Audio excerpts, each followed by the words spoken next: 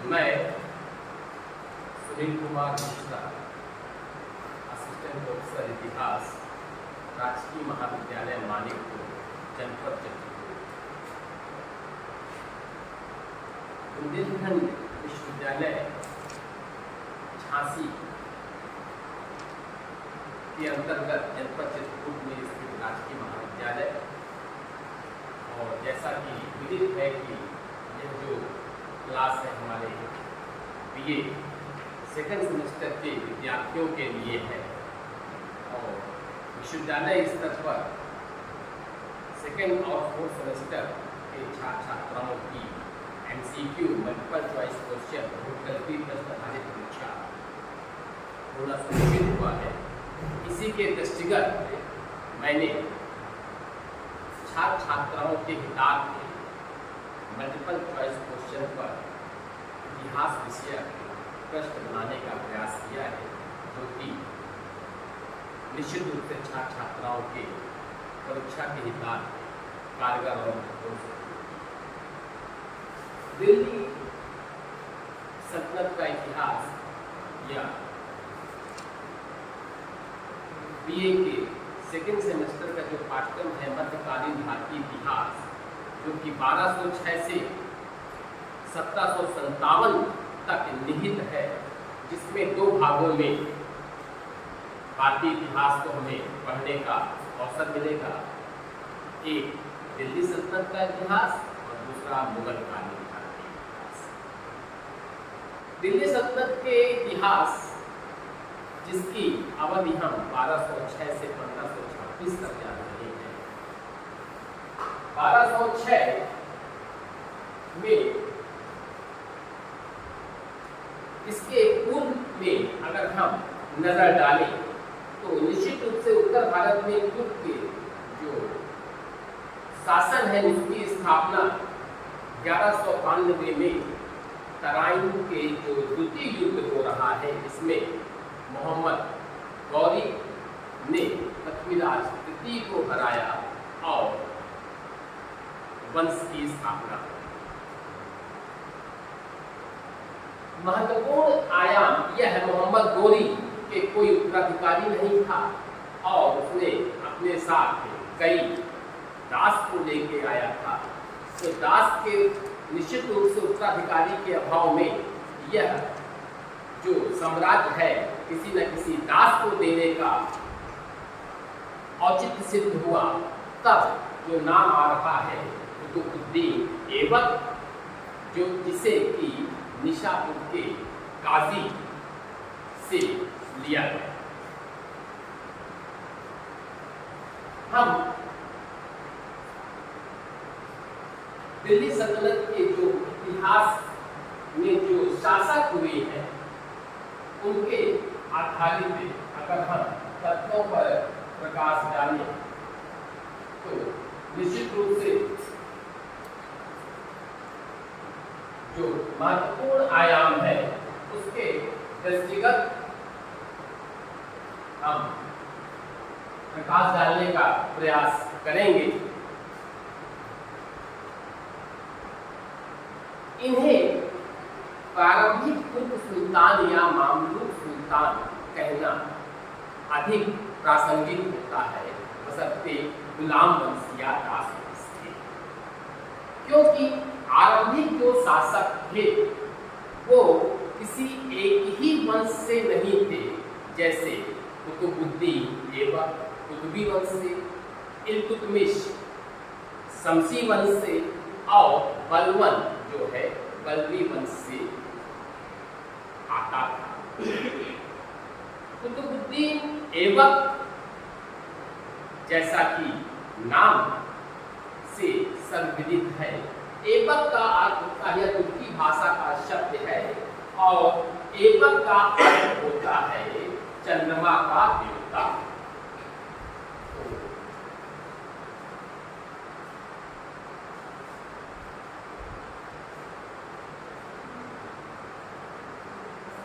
प्रारंभिक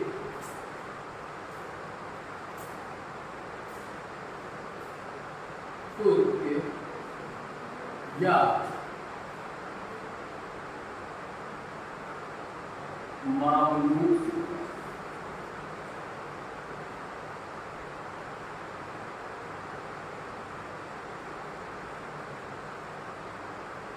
एक एक करके हम शास्त्रों के बारे में जानने का प्रयास करेंगे।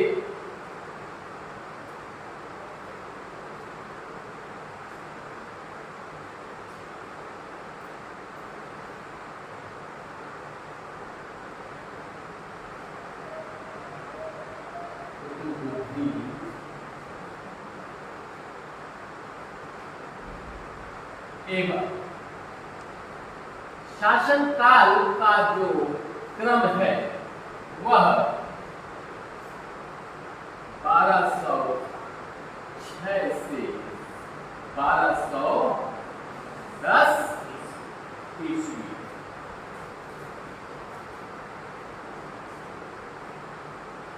इसके पश्चात जो शासक जिसके हाथ में सत्ता आ रही है, बहुत अल्पकालीन समय आराम शाह 1210 से 1211 ईस्वी। आराम शाह के पश्चात जो सुल्तान के रूप में दायित्वों का निर्वहन किया, शमसुद्दीन इल्तुतमिश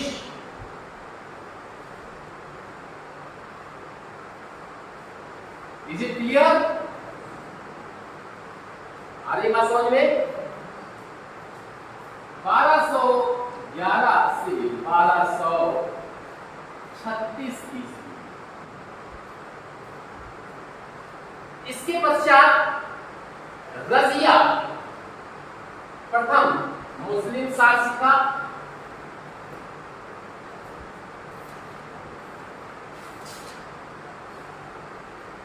अवधि 1236 से 1240 ईस्वी।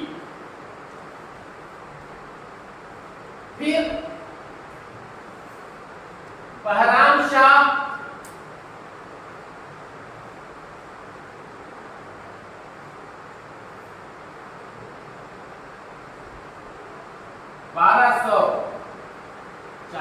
से 1242 ईस्वी।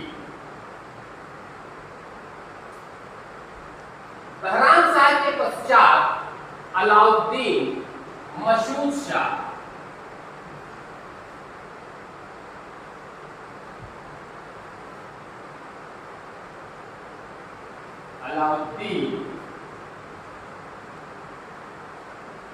मशहूद शाह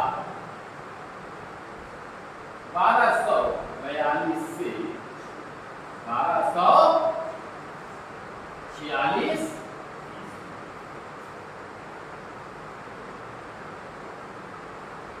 अलाउद्दीन मशहूद शाह के पश्चात जो शासक,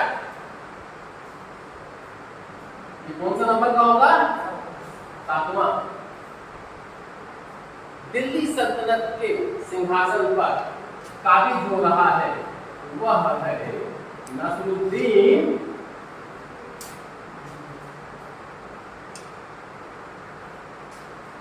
महमूद। Is it clear?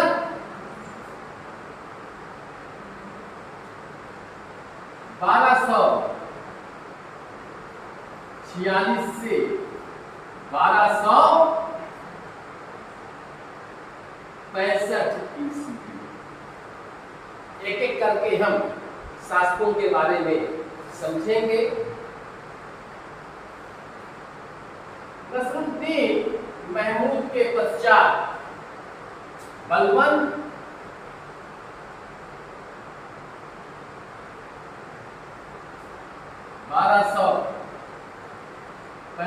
से 1287 ईस्वी।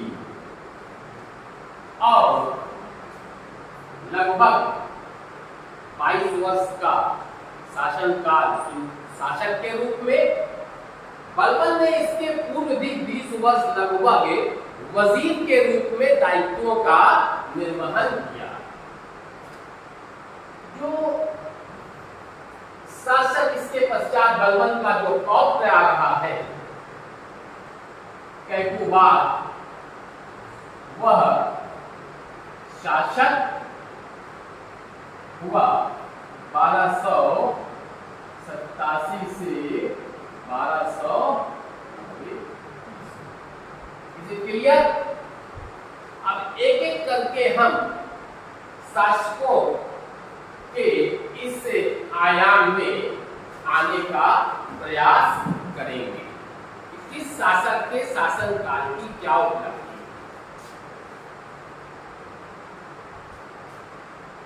कुतुबुद्दीन ऐबक 1206 से 1210।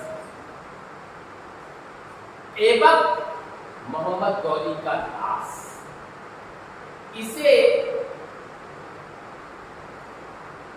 गौरी को निशापुर के काजी और जो दूसरा नाम है अब्दुल अजीज कुकी ने बालकाल में उसे निशापुर के काजी और कुकी से खरीद लिया था। मोहम्मद गौरी, जैसा कि मैंने पूर्व में बताया कि गौरी का कोई संतान नहीं थी और दास कई थे। चूंकि मोहम्मद गौरी ने अपने शासनकाल के अंतिम समय पर कई क्षेत्रों में हासी, कोहराम और सरस्वती पर अधिकार करके तुर्क साम्राज्य का विस्तार किया था, तो कहीं न कहीं उसे भारत में इस क्षेत्र को देने का दायित्व था। उसने अपने विश्वास पात्र और कुशल जो सेनापति के रूप में था ऐबक को नियुक्त किया। कुतुबुद्दीन ऐबक की प्रासंगिकता सिर्फ इस आयाम में नहीं है। निशापुर के काजी के हाथों यह बेचा गया था, तो वह उस दौर में जब निशापुर के काजी के संपर्क में आया, तब उसने उनके घर में ही अपनी परवरिश के रूप में सैन्य कुशलता को विकसित किया, सैन्य संचालन में दक्षता प्राप्त की कुतुबुद्दीन ऐबक। ऐबक न केवल, जैसा कि मैंने पूर्व बताया कि इसका अर्थ होता है चंद्रमा का देवता, यह अपनी उदारता के कारण ही जाना जाता है और इसे लाख बख्श, लाखों में दान देने के कारण लाख बख्श, हाथियों का दान देने के कारण 3 बख्श के उपाधि से भी जाने जाने का, एक पाद से भी जाने का श्रेय प्राप्त है। मेरा पूरा फोकस परीक्षा को दृष्टिगत करते हुए बहुविकल्पी प्रश्नों को उकेरना है और हम उम्मीद करते हैं कि इस आधार पर आप अपने को बहुत कुछ अपडेट करने का प्रयास करेंगे। कुतुबुद्दीन ऐबक के इस आयाम के पश्चात ऐबक 1206 में 24 जून 1206 में यह दिल्ली सल्तनत के मलिक और सिपहसालाल की उपाधि के साथ शासन करना प्रारंभ किया।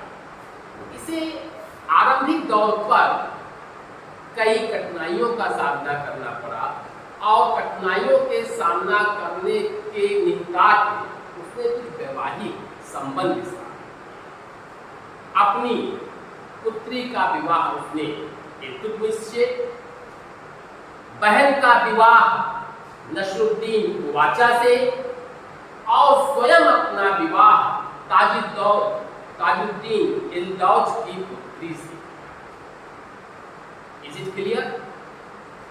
तो इस प्रकार से कुतुबुद्दीन ऐबक 1206 से 1210 तक गौरी के एक सिपहसालार के रूप में जो साम्राज्य छोड़ गया था उसको विस्तृत करने का कार्य किया, उसको विस्तृत करने का प्रयास किया।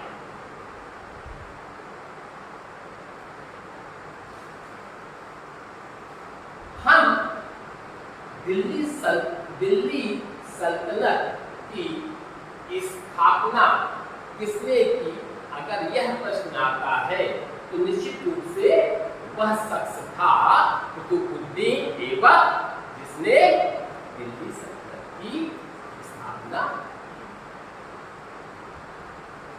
आराम शाह अल्पे शासनकाल 1210 से 1211, एक वर्ष से कम अवधि का, कुछ विशेष उल्लेखनीय कार्य नहीं। अब हम आते हैं अगले शासक के रूप में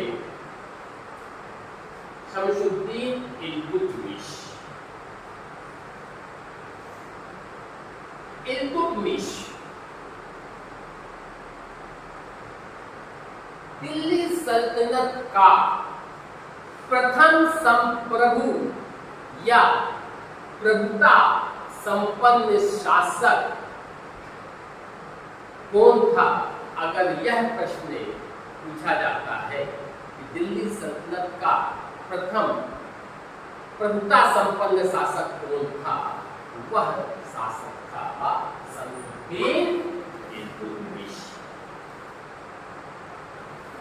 इल्तुतमिश 1211 से 1236 ईस्वी, लगभग 26 वर्ष तक इसने शासन किया। शासक के रूप में सुल्तान के पद की स्वीकृति भी प्राप्त की और इसके साथ ही साथ उसने अपनी वैधानिकता भी सिद्ध की। तो यहाँ पर दो प्रश्न इल्तुतमिश से संबंधित बनते हैं। एक कि इस खलीफा ने इल्तुतमिश को सुल्तान के रूप में उपाधि प्रदान की, मतलब किस खलीफा ने इल्तुतमिश को सुल्तान के रूप में वैधानिक मान्यता दी। तो उस सुल्तान का नाम था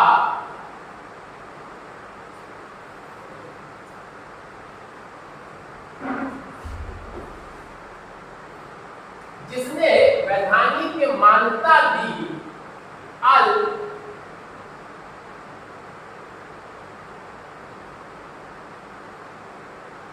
मुंतासिर बिल्लाह। यह वह खलीफा था जिसने इल्तुतमिश को सुल्तान की वैधानिक मान्यता दी। दूसरा प्रश्न जो इल्तुतमिश के शासन पर बैठने से संबंधित है, इसी से मिलता जुलता कि इल्तुतमिश को नासिर अमीर उल मोमिनीन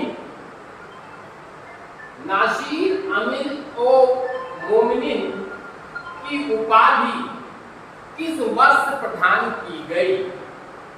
इल्तुतमिश को नासिर उल मोमिनीन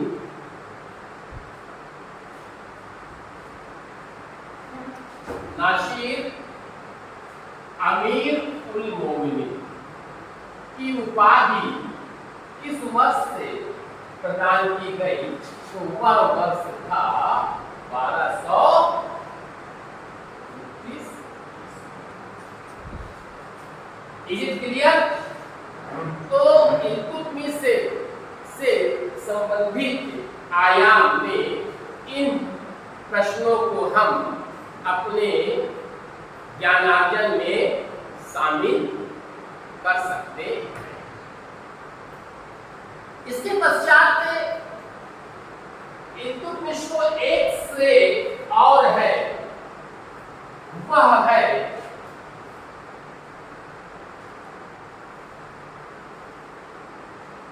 तुर्कान ए चहालगानी की स्थापना का। तुर्कान ए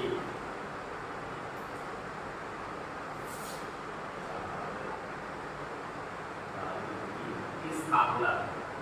तुर्कान ए चहलगानी क्या है?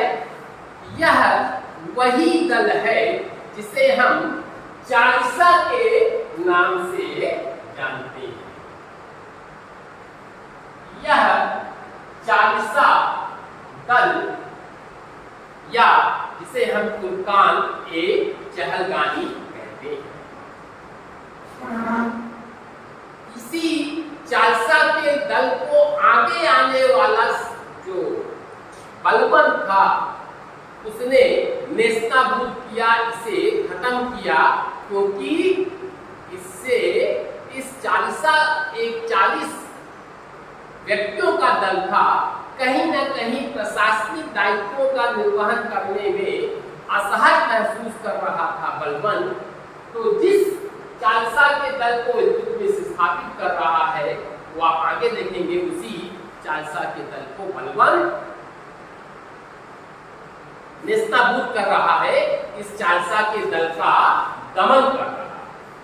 Is it clear? तो इल्तुतमिश के काल अवध के दौरान जो श्रेय प्राप्त होता है, उस आयाम में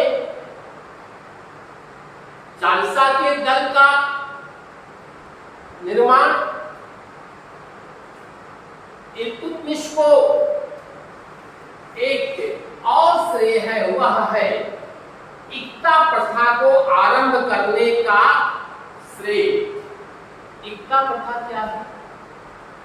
इक्ता प्रथा को आरंभ करने का श्रेय इल्तुतमिश को। यह इल्तुतमिश जो इक्ता प्रथा थी, यह क्यों इसको लागू किया?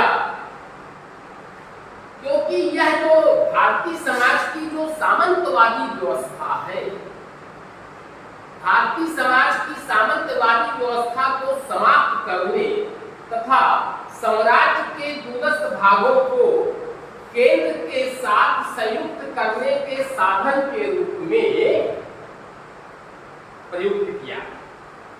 तो इल्तुतमिश जो 1211 से 1236 तक की अवधि का शासन और चालीसा के दल का श्रेय उसे प्राप्त हो रहा है, इक्ता प्रथा को प्रारंभ करने का श्रेय उसे प्राप्त हो रहा है। अगला जो शासक जो दायित्वों का निर्वहन किया, रजिया 1236 से 1240 ईस्वी इल्तुतमिश का की उत्तराधिकारी के रूप में और प्रथम मुस्लिम शासका के रूप में भी इसे जाना जाता है। तो रजिया के विरोधी अमीर गुट का नेतृत्वकर्ता जो शख्स था, वह था निजामुल मुल्क जुनैदी।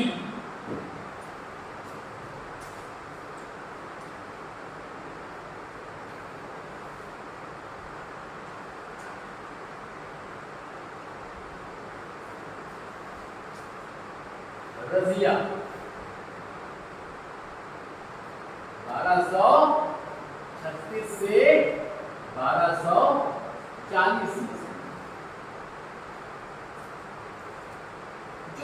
शख्स था वह था जो रजिया के शासन काल के दरमियान जो विरोधी अमीर गुट था उसका नेतृत्व करता जो था वह था निजामुल मुल्क जुनैदी।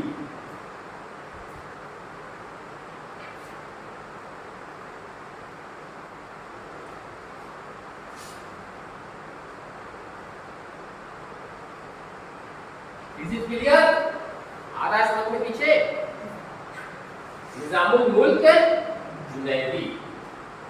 और अपने इस अवध के दौरान रजिया शासनकाल 4 वर्ष, तो रजिया के समय में अमीर आखूर के पद पर जिस शख्स को रजिया ने नियुक्त किया था वह था जलालुद्दीन याकूत। रजिया के शासन काल में अमीर आखूर के पद पर जो शख्स, आखूर किस विभाग का होगा प्रमुख है? अमीर आखूर यानी अश्वशाला का प्रधान।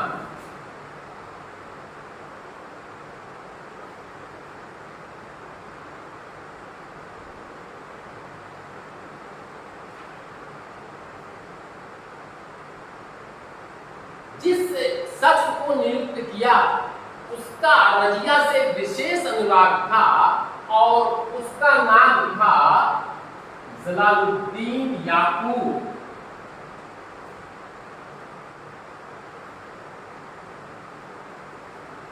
Is it clear? बोलिए भाई। जलालुद्दीन याकूब वह शख्स था जिसे रजिया से विशेष अनुराग था, लगाव था, प्रेम था, और यह अबिसीनियाई हबसी अफसर था। अबिसीनिया। तो रजिया के शासनकाल में 2 बातें आई। एक जो उसके अमीरों के विरोधी दल का नेतृत्व करता था निजामुल मुल्क जुनैदी, और दूसरा रजिया ने अपने प्रेमी लगाव युक्त व्यक्ति जलालुद्दीन याकूत को अमीर आखूर या अश्वशाला के प्रधान के रूप में नियुक्त किया।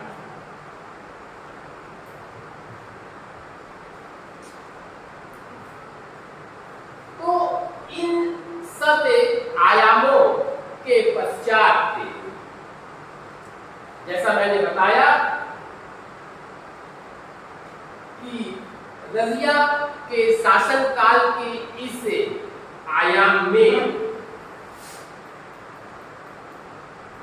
यह भारत की प्रथम मुस्लिम शासिका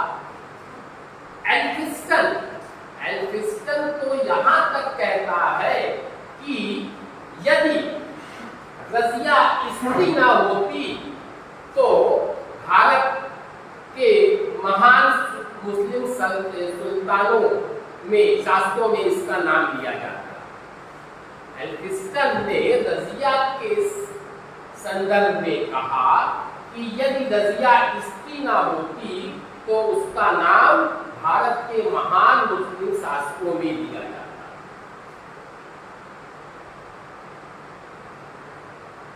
एल्फिस्टन ये जब किसी का कोटेशन को हम कोट करते हैं तो हूबहू वही शब्दों का प्रयोग किया जाता है।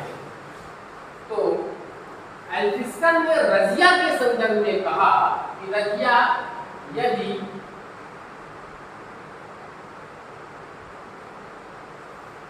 महिला ना होती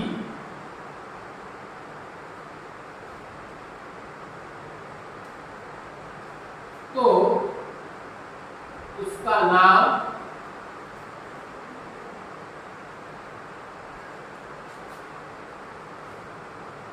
महान मुस्लिम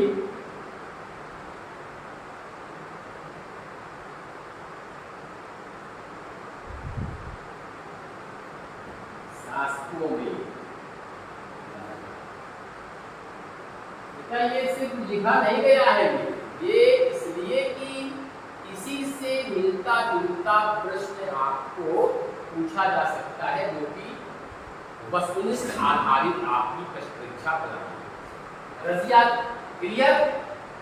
तो इसके पश्चात हम अगले शासक के रूप में चलते हैं, जो कि है मोइनुद्दीन बहराम शाह। अल्प अवधि का शासन 1240 से 1242, 2 वर्ष का शासन।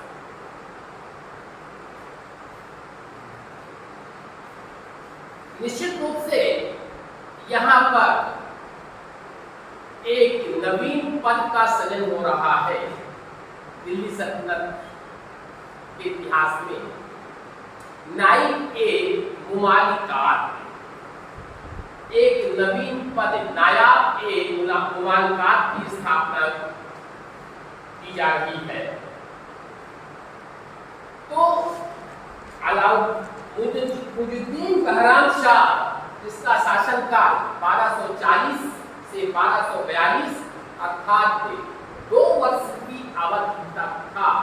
तो सर्वप्रथम यह जो पद दिया गया नायाब ए मुमालिकात, यह पद दिया गया रजिया के विरुद्ध षड्यंत्र करने वाला जो नेता था एडकिन, उसने नायाब ए मुमालिकात के पद को प्रथम बार सुशोभित किया।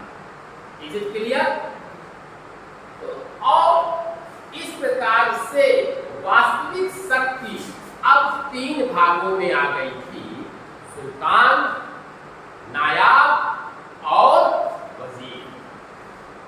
उसको देते हैं।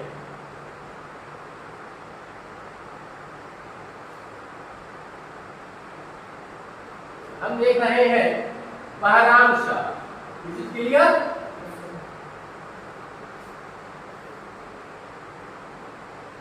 बारह 1240 से 1242।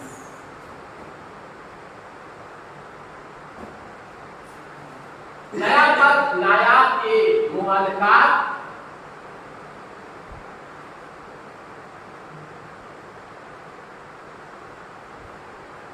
दिया गया रजिया के विरुद्ध षड्यंत्र करने वाले नेता एडकिन को। लेकिन सत्ता जो है अब 3 भागों में आ गई थी।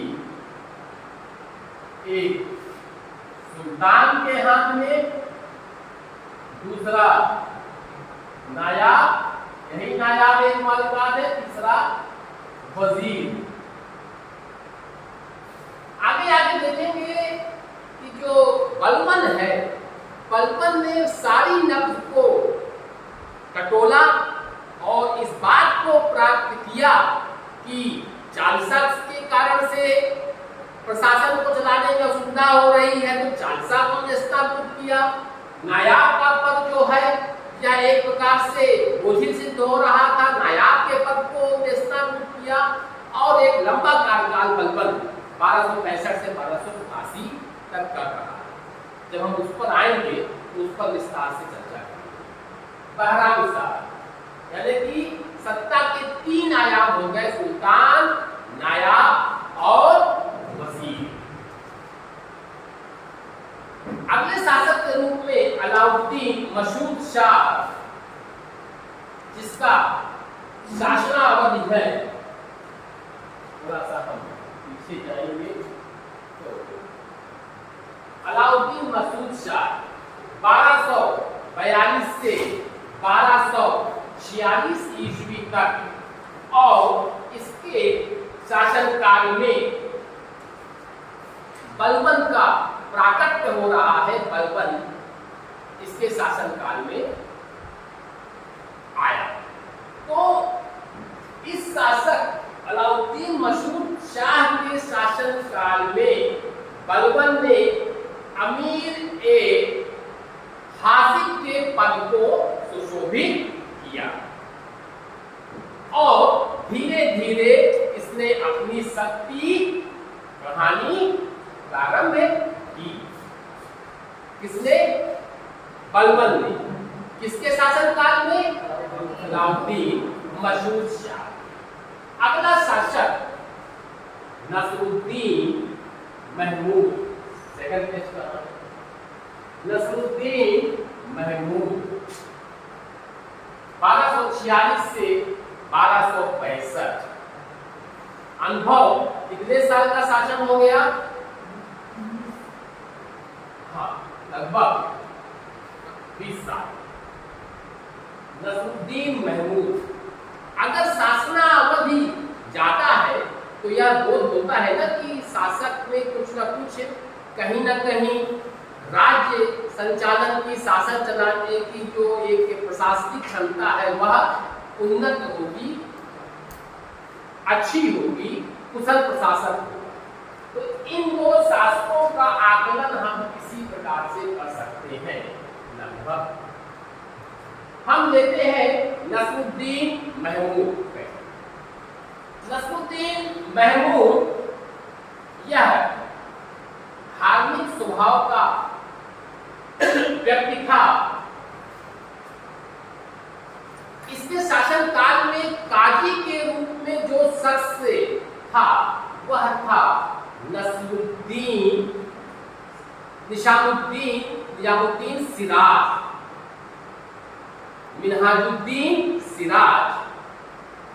मिन्हाजुद्दीन सिराज इसके शासनकाल में काजी के पद पर नियुक्त था। काजी का मतलब क्या हुआ? एक प्रकार से न्यायिक सेवाएं लेने का जो सर्वोच्च कर्ता होता है, प्रधान होता है। तो मिन्हाजुद्दीन सिराज की एक कृति है जिसका नाम है तबकाते नासिरी। तो तबकाते नासिरी को मिन्हाजुद्दीन सिराज ने अपनी कृति तबकाते नासिरी को इसी सुल्तान को दिया था, इसी नसरुद्दीन महमूद को सौंपा। अपनी कृति जो है वह इसी नसरुद्दीन महमूद को दी। नसरुद्दीन महमूद के शासनकाल में जो सारी शक्ति है वह कहां आ गई थी? बलबन के हाथों में आ गई। आप धीरे धीरे देखिए बलबन किस प्रकार से क्रमशः सशक्त होता जा रहा है।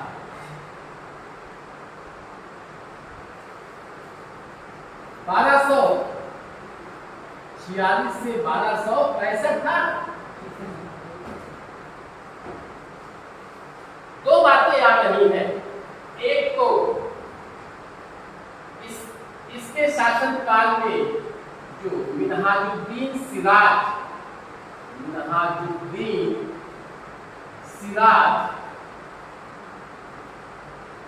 इसकी कृति का नाम है तबकाते नासिरी। यह भी प्रश्न पूछ लेता है कि तबकाते नासिरी किसकी रचना है? तो इस जो कृति है सिराज की तबकाते नासिरी, यह अपनी इस कृति को सिराज ने महमूद को ही सौंपी थी, महमूद को ही सुपुर्द की थी।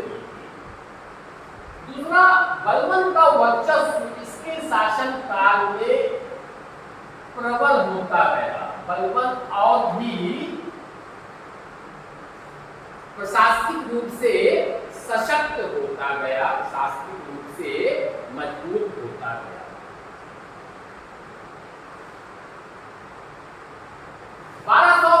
ईस्वी में इन 1249 AD बलबन को उलुग खां की उपाधि प्राप्त हो। इसकी उलुग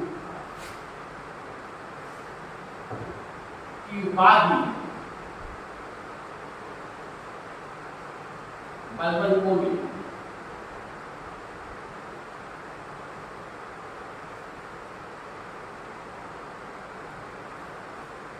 इज इट क्लियर? नीचे समझ में आ रहा है? कंटिन्यू। तेज से बोला, आवाज नहीं आ रही है? आ रहा है? धीरे धीरे हम आगे बढ़ेंगे तो जैसा कि आपने देखा बलवान सशक्त होता जा रहा है। जब एक सशक्त होता है तो निश्चित रूप से कहीं न कहीं उसका विरोध करने वाला भी एक नई विचारधारा का ये या व्यक्ति आता है। यही हो रहा है, बलवान को विरोध करने वाला एक शख्स आ रहा है, उसका नाम है रेहान, जो कि भारतीय मुसलमान था। रेहान यह था बलवान का विरोधी। Is it clear? यह भारतीय मुसलमान के रूप में थी।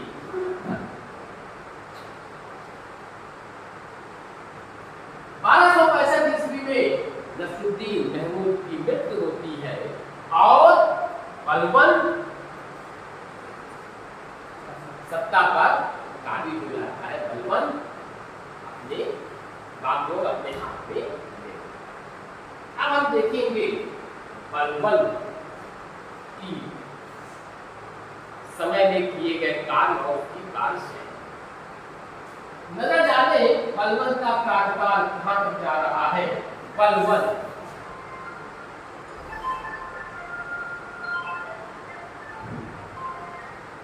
बलवान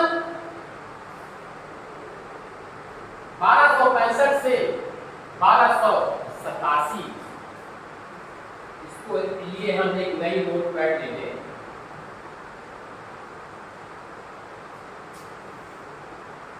विशेष है तो एक नया वर्ड ले लें,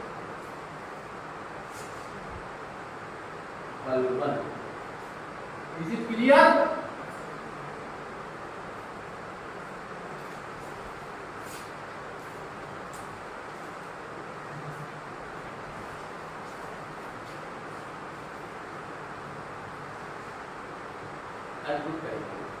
बलवान 1265 से 1287, लगभग 22 वर्ष। इसके पूर्व भी वह अन्य दायित्वों का, अन्य प्रशासनिक रूप से दायित्वों का निर्वहन कर चुका था। जैसे मैंने आपको पूर्व में बताया कि पिछले 20 वर्ष के रूप में लगभग वह वजीर के रूप में दायित्वों का निर्वहन किया और लगभग 20 वर्ष उसने सुल्तान शासक के रूप में दायित्वों का निर्वहन किया।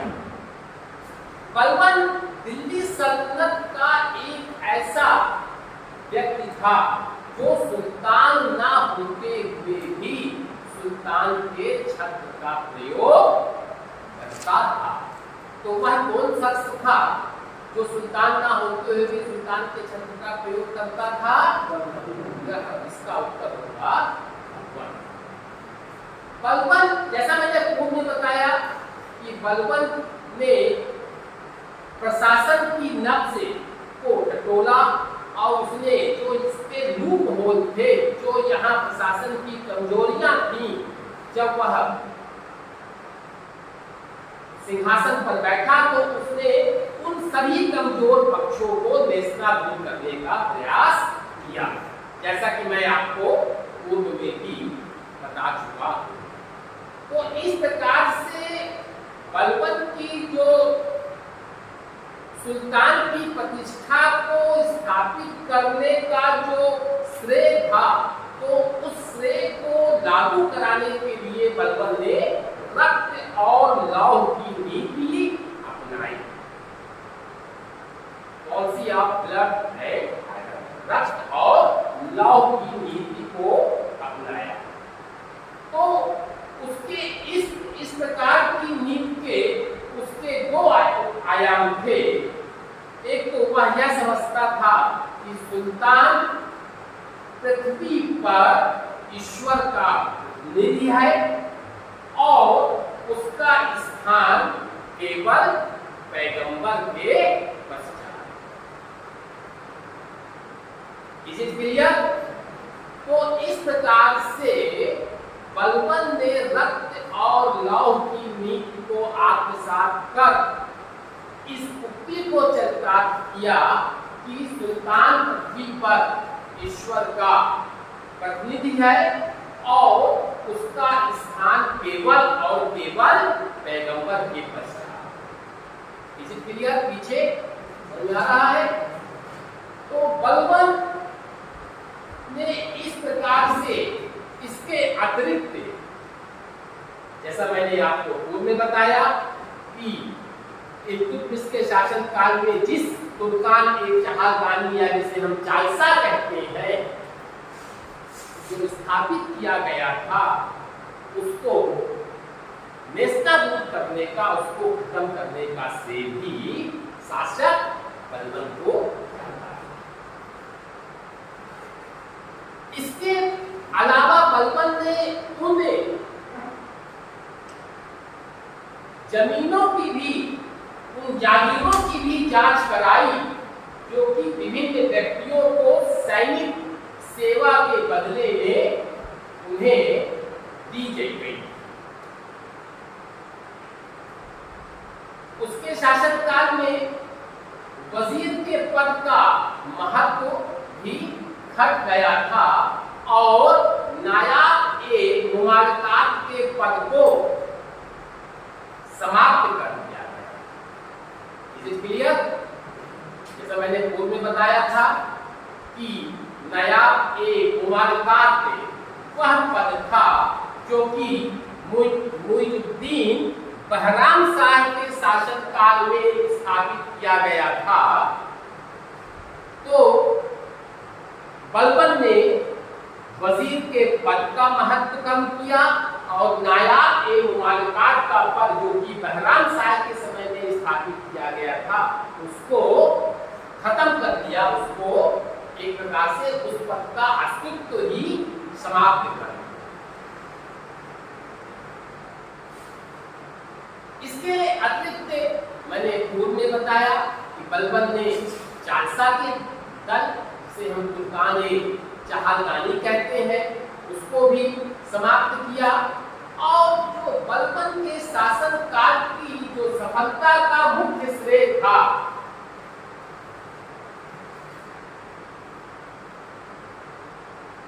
शासन काल की सफलता का मुख्य जो श्रेय था वह क्या था? वह था गुप्तचर विभाग, स्पाई डिपार्टमेंट। गुप्तचर विभाग अर्थात शासक या सत्ता के खिलाफ कोई षड्यंत्र को अमल करने की जो नीति बनाई जा रही हो वह लागू करने के पूर्व ही इस गुप्तचर विभाग के द्वारा सशक्त रूप से नेस्तनाबूद कर दी जाती थी। तो कहीं न कहीं बलबन ने अपने लंबी अवधि तक शासन करने का जो श्रेय जाता है वह गुप्तचर विभाग को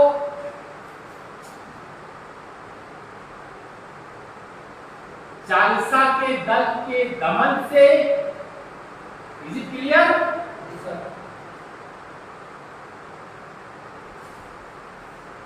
नायाब-ए-मुमालकात का पद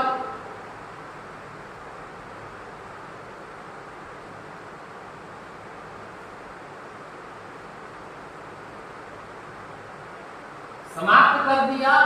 तो ये कुछ ऐसे आयाम थे जो बलबन को एक लंबी अवधि तक के शासन करने में संबल प्रदान करते थे, बल प्रदान करते। इसके अलावा चूंकि उत्तर पश्चिम से मंगोलों का भी आक्रमण हो रहा था तो मंगोलों का मुकाबला करने के लिए उसने दीवान-ए-अर्ज की स्थापना की। बलबन ने सिजदा और पाबोस की प्रथा को दरबार में पुनः शुरू करवाया और जो ईरानी त्योहार है नौरोज उसकी प्रथा को भी आरंभ किया। तो इस प्रकार से उत्तर पश्चिम सीमाओं पर मंगोलों के आक्रमण से बचने के लिए एक दुर्ग श्रृंखला का निर्माण कराया और वह दायित्व उसने अपने ज्येष्ठ पुत्र शाहजादा, उसका नाम था शाहजादा मोहम्मद को सौंपा। तो 1287 में इससे बलबन के पश्चात कैकुबाद जो कि बलबन का पौत्र था वह उत्तराधिकारी बना और यह एक अत्यंत विलासी और कामुक व्यक्ति था। परिणाम स्वरूप संपूर्ण शासनकाल अराजकता से ग्रस्त हो गया और राज दरबार अमीरों की उच्च आकांक्षाओं और संघर्षों की गिरफ्त में आ गया। इसके शासनकाल में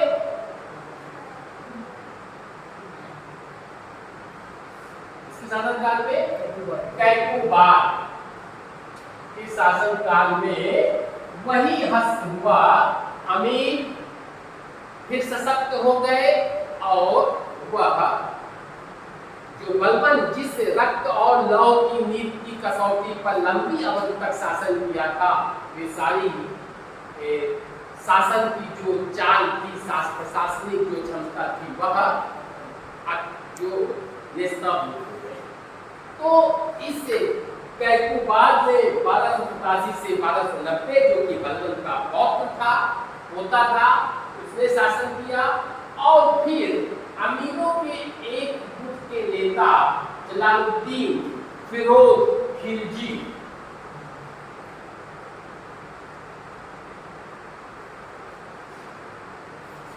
अमीरों के गुट के नेता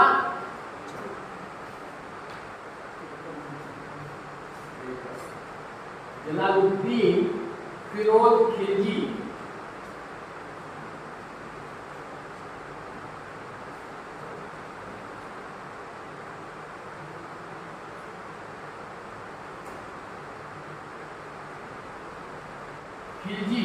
ने कैकुबाद की हत्या करके राज सिंहासन गद्दी पर बैठा।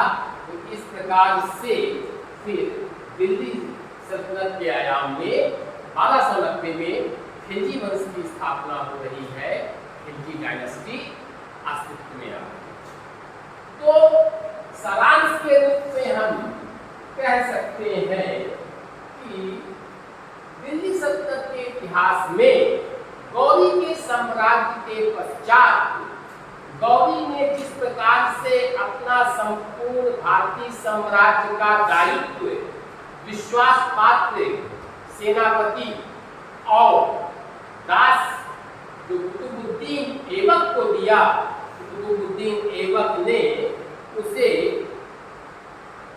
आत्मसात करते हुए दिल्ली सल्तनत की स्थापना के साथ साथ अन्य शासकों के रूप में आराम शाह, क्रमशः कुतुबुद्दीन ऐबक, आराम शाह, शमसुद्दीन इल्तुतमिश, रजिया, बहराम शाह, अलाउद्दीन मसूद शाह, नसरुद्दीन महमूद, बलबन और कैकुबाद के रूप में शासन स्थापित किया और दिल्ली सल्तनत के आधार स्तंभ हुए।